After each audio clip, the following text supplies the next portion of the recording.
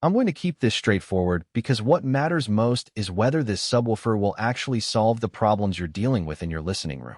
If you've ever walked into a movie night and felt the low end was more rumble than impact, or you've tried a bookshelf system and still hear the bass slipping away in the corners, you're probably wondering if an in-wall solution can finally give you that fullness without sacrificing space.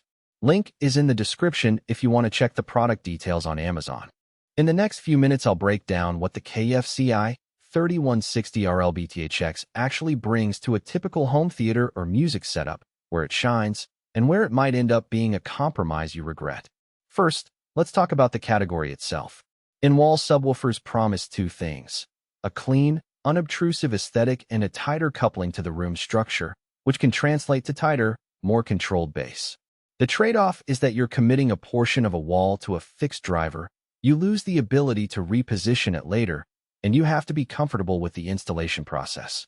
Most people hesitate because they're not sure if the bass will truly fill the room or if the installation will be a nightmare.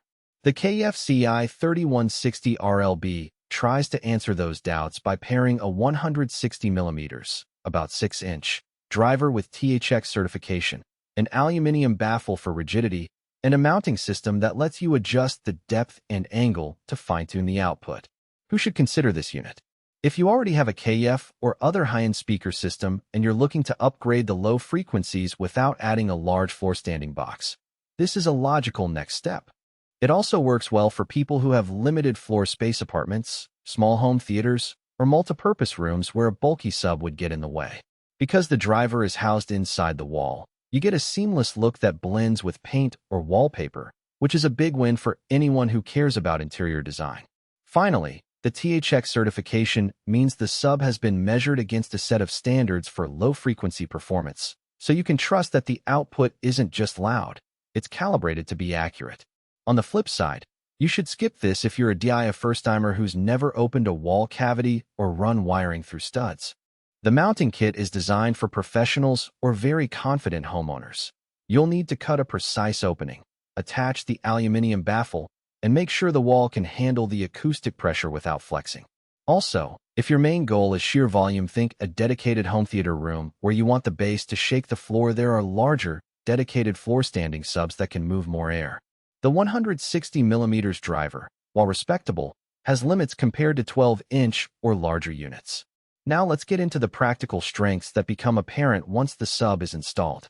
The first thing I noticed in a real-world test was how quickly the bass locked in with the main speakers. Because the driver is mounted directly into the wall, the sound waves have a solid surface to bounce off, which reduces the boomy quality you sometimes get from a freestanding box placed on carpet. In a medium-sized living room, around 250 square feet, dialogue in a thriller stayed clear while the low end in explosions felt tight, not muddy. The aluminium baffle does more than look sleek. It minimizes panel resonance, so the bass stays articulate even at higher volumes. That matters if you watch action movies or listen to orchestral music where the bass needs to support rather than dominate. Another advantage is the customization options built into the mounting system.